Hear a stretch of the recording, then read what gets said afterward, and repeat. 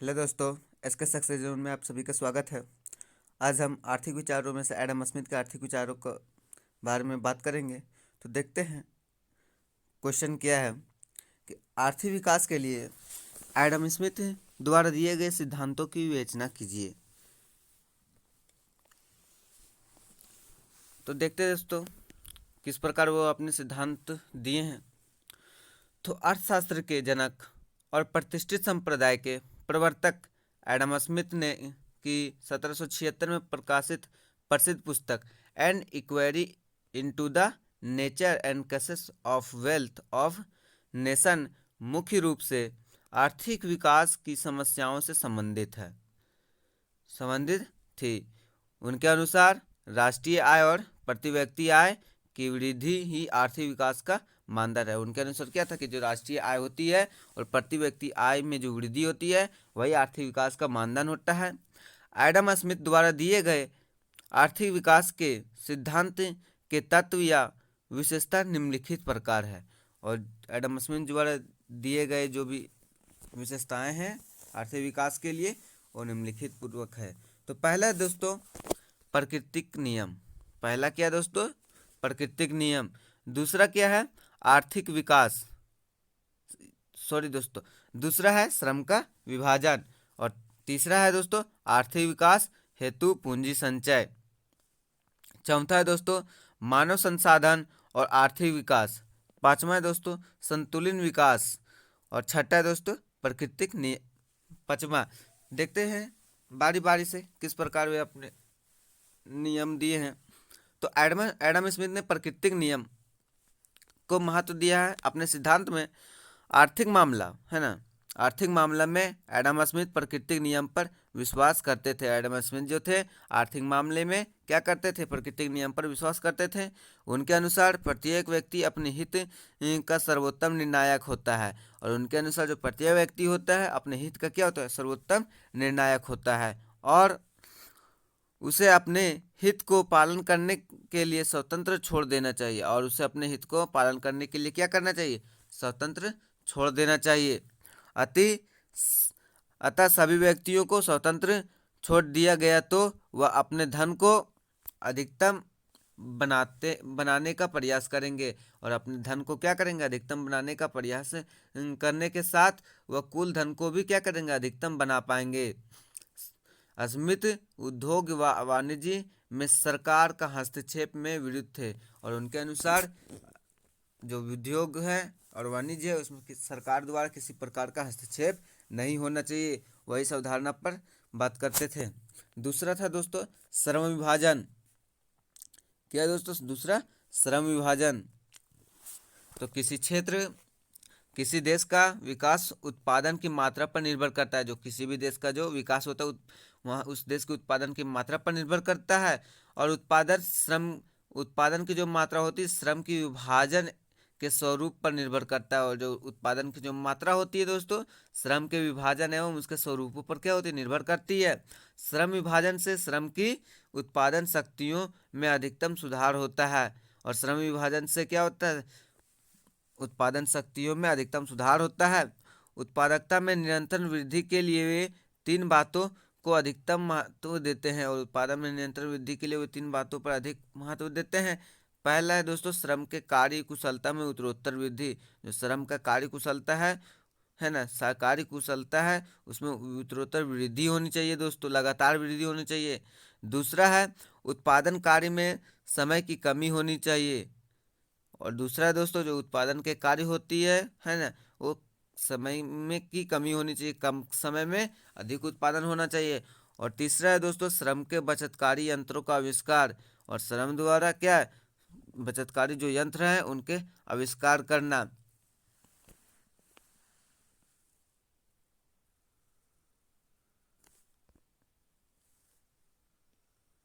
तो Adam Smith के अनुसार उत्पादन के विभिन्न कार्य के लिए अलग अलग श्रमिकों को उपयोग करनी चाहिए, है ना दोस्तों। जो एडम स्मिथ जो थे उनके अनुसार उत्पादन के विभिन्न कार्यों के लिए अलग अलग श्रमिकों का उपयोग करनी चाहिए, जिसमें प्रत्येक श्रमिकों को अपने अपने कार्य करने में कुशल एवं पूर्ण रूप से निपुण हो। और प्रत्येक जो श्रमिक हो, जिससे वो अपने अपने कार्य करने में कुशल एवं पूर्ण रूप से निपुण हो। इससे कम समय में उत्पादन ज़्यादा होगी। जिससे क्या होगी? कम समय में उत्पादन ज़्यादा होगी। अर्थात किसी देश को विकास करने के लिए श्रम का विभाजन अति आवश्यक है। और इनके अनुसार किसी भी देश को विकास करने के लिए क्या है? श्रम का विभाजन करना अति आवश्यक है। तीसरा है दोस्तों, आर्थिक विकास हेतु पूंजी संचय। आर्थिक विकास हेतु पूंजी संचय। तो एडम स्मिथ पूंजी को आर्थिक विकास का महत्वपूर्ण कारक मानते थे। जो एडम स्मिथ थे, है ना, वो आर्थिक विकास के लिए जो पूंजी का संचय होता है उसको बहुत ही महत्वपूर्ण कारक मानते थे। उनकी धारणा थी कि देश में पूंजी वृद्धि अथवा कमी के अनुपात में ही देशवासियों की आय बढ़ती या घटती है। उनके अनुसार जो देश में जो पूंजी में वृद्धि अथवा कमी होती है उसी के अनुपात में ही देशवासियों की आय बढ़ती या घटती है। एडम स्मिथ का कथन था कि आर्थिक विकास की समस्याओं को लोगों के अधिक अधिक बचत करने तथा देश में आर्थिक अधिक निवेश करने की योग्यता पर निर्भर करती है। एडम स्मिथ का कथन था दोस्तों कि जो आर्थिक विकास होती है लोगों के अधिक बचत करने तथा देश की अधिक निवेश करने की योग्यता पर निर्भर करती है, तथा पूंजी संचय समाज की वास्तविक बचतों पर निर्भर करती है। जो पूंजी संचय होती है दोस्तों, समाज के वास्तविक जो बचत होती है उस पर निर्भर करती है। बचत की ज़्यादातर हिस्सा समाज के पूंजीपति एवं भूमिपति या भूस्वामियों के पास होती है। और समाज के जितने भी बचत होते हैं उसका अधिकतर हिस्सा किनके पास होती है? पूंजीपति और भूस्वामियों के पास होती है। श्रमिकों के पास बचत बहुत ही कम होता है। और श्रमिकों के पास क्या होता है? बचत बहुत ही कम होता है। चौथा है दोस्तों, मानव संसाधन और आर्थिक विकास। तो एडम स्मिथ के अनुसार श्रम ही उत्पत्ति के सबसे महत्वपूर्ण साधन है। उनके अनुसार, एडम स्मिथ के अनुसार क्या था? जो श्रम ही है उत्पत्ति के सबसे महत्वपूर्ण साधन है। उनके अनुसार श्रम ही वह कोष है जो किसी राष्ट्र को वार्षिक उपभोग के लिए समस्त सुविधाएं और आवश्यकताएं उपलब्ध करा सकता है। और श्रम ही वह कोष है जो किसी राष्ट्र को वार्षिक उपभोग के लिए समस्त सुविधाएं क्या करा सकता है? उपलब्ध करा सकता है। एडम स्मिथ ने आर्थिक विकास में मानव संसाधन के योगदान को महत्व दिया है। और एडम स्मिथ ने आर्थिक विकास में मानव संसाधन के योगदान को क्या किया? महत्व दिया है। फिर भी उनका विचार था कि पूंजी की कमी को देखते हुए निम्न कोटि के व्यक्तियों को जनसंख्या वृद्धि पर नियंत्रण आवश्यक है। और उनके अनुसार क्या था कि पूंजी की कमी को देखते हुए जो निम्न कोटि के जो व्यक्ति हैं, है ना, उनकी जो जनसंख्या में जिस प्रकार वृद्धि हो रही है उनके वृद्धि पर नियंत्रण करना आवश्यक है। अवश्य लगाना चाहिए ताकि वे आर्थिक विकास धीमी ना हो, है ना। और कहीं ना कहीं जो एडम स्मिथ थे दोस्तों वो जनसंख्या वृद्धि के भी विरुद्ध थे, क्योंकि जनसंख्या वृद्धि क्या होती है? अधिक से अधिक जनसंख्या वृद्धि आर्थिक विकास को रोकती है ना, आर्थिक विकास होने में बाधक बनती है। पांचवा है दोस्तों, संतुलित विकास। एडम स्मिथ देश के संतुलित विकास के उपधर थे। जो एडम स्मिथ थे दोस्तों देश के संतुलित विकास के उपधर थे। यद्यपि वे औद्योगिकीकरण के प्रबल समर्थक थे दोस्तों, फिर भी उनका विचार था कि विकास की श्रमिक अवस्था, है ना, जो विकास की जो प्रारंभिक अवस्था है कृषि व कुटीर उद्योग है, फिर भी वो क्या मानते थे? वो औद्योगिकीकरण पर प्रबल तो समर्थक देते थे, लेकिन उनका जो विचार था कि जो विकास की जो प्रारंभिक अवस्था होती है दोस्तों वो क्या होती है? कृषि एवं कुटीर उद्योग होती है ना। और इन दोनों को क्या होती है? आरंभ में क्या करनी चाहिए? प्राथमिकता देनी चाहिए, क्योंकि जितने व्यक्ति कृषि में कार्य करते हैं, है ना, कार्य कर सकते हैं, वे उतने ही श्रमिक अगर उद्योगों में उत्पादन में लगा दिया जाए तो वे कभी उतना उत्पादन, है ना, तो कभी वो उतना पुनः उत्पादन नहीं कर सकते जितना वे कृषि में होता है ना दोस्त। आगे देखते हैं, कृषि के पश्चात वे उद्योग तथा व्यापार को विस्तार का आवश्यक मानते थे। और कृषि के पश्चात वो क्या कहते थे, उद्योग तथा व्यापार को विस्तार का आवश्यक मानते थे। विकास के लिए यातायात और संचार के साधनों को विकास को भी आवश्यक समझते थे। और जो विकास के लिए यातायात और संचार के साधनों को भी आवश्यक समझते थे। उनकी धारणा थी कि विकास ऐसा होना चाहिए कि एक क्षेत्र दूसरे क्षेत्र में सहायक हो।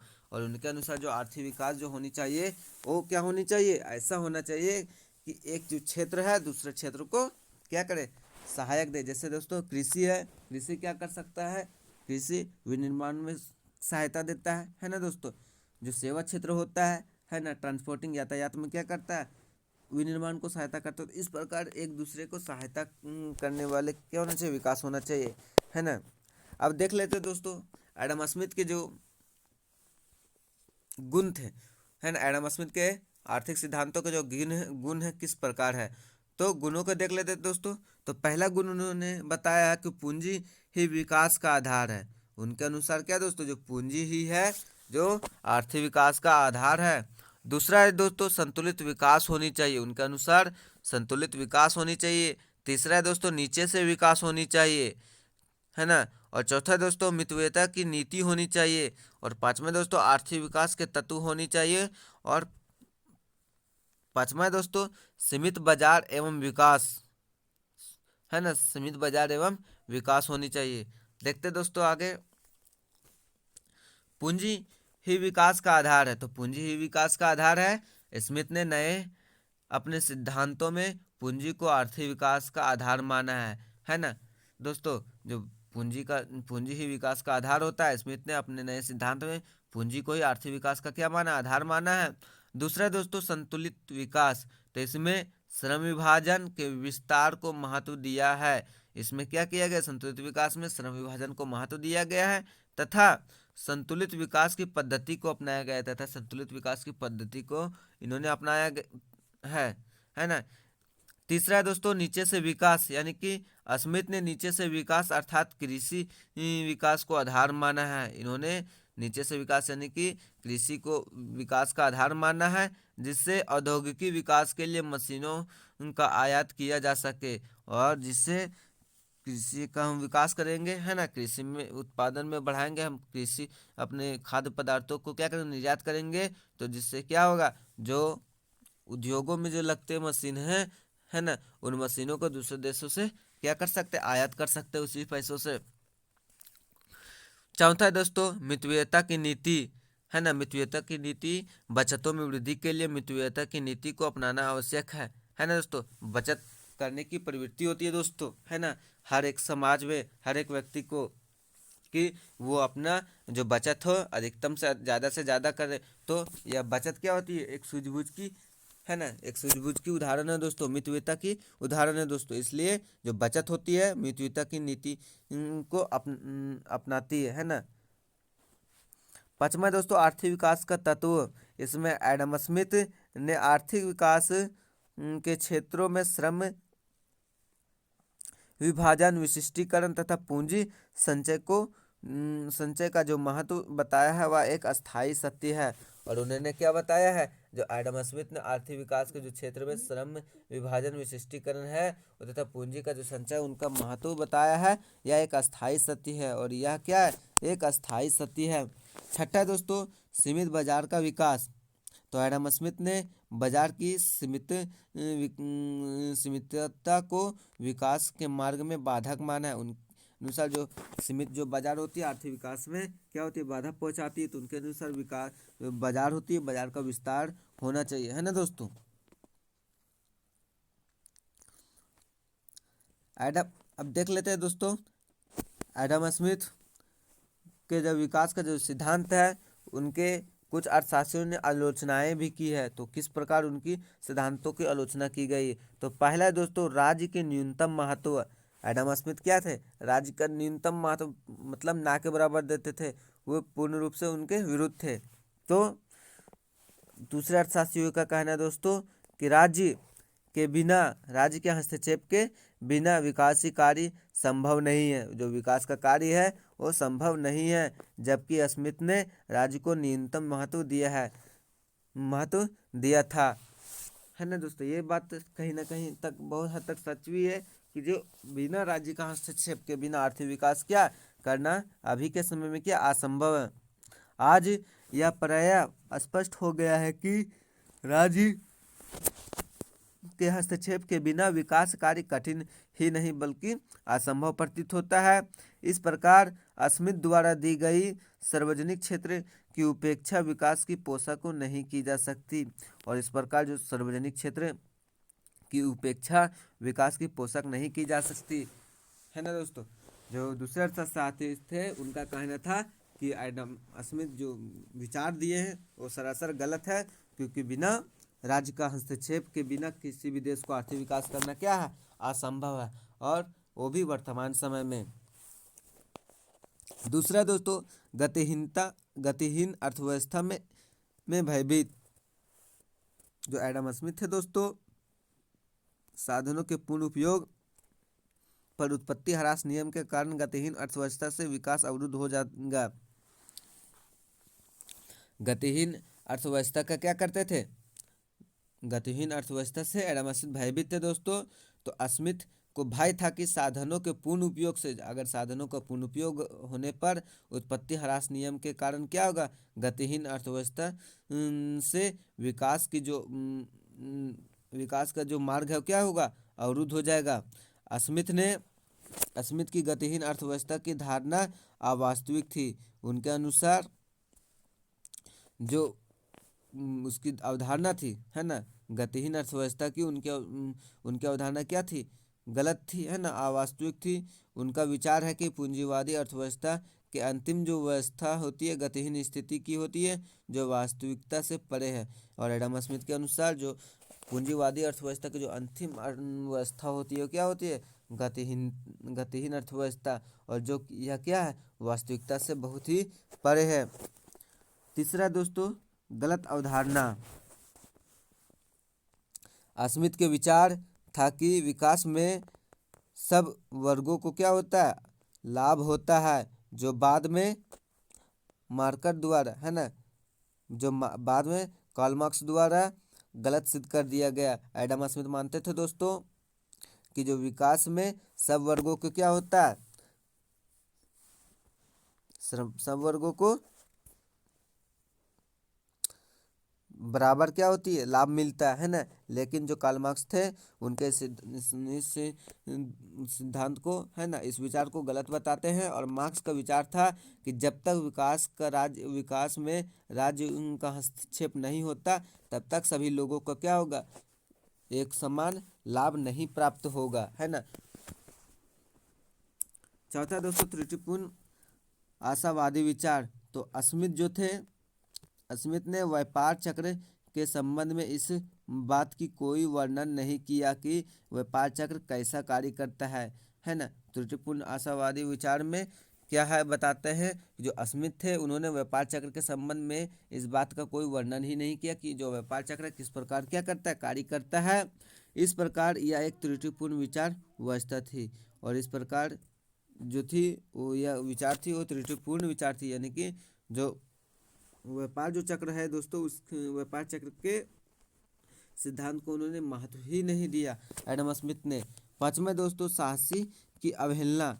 स्मिथ ने साहसी को कोई महत्व नहीं दिया, जो है ना, एडम स्मिथ जो थे वो साहसी को क्या कोई भी महत्व नहीं दिया था। जबकि विकास में साहसी का स्थान महत्वपूर्ण होता है, जबकि जो विकास के स्थान में, है ना, विकास के संबंध में जो साहसी का बहुत ही महत्वपूर्ण स्थान होता है दोस्तों। साहसी विकास के साधनों को संगठन करने के नए परिवर्तन ला सकता है, और साहसी ही है जो क्या करता है, विकास के साधनों को संगठन करके नए परिवर्तन ला सकता है। और उनके विचार में साहसी का कोई महत्व नहीं है, यानी कि दोस्तों जो साहसी ही है क्या, उत्पादन के जो विभिन्न साधन होते हैं उनको संगठन करता है ना। अब कहीं ना कहीं वह विकास के साधनों को भी संगठन करता है, तो जोखिम उठाता है ना दोस्तों।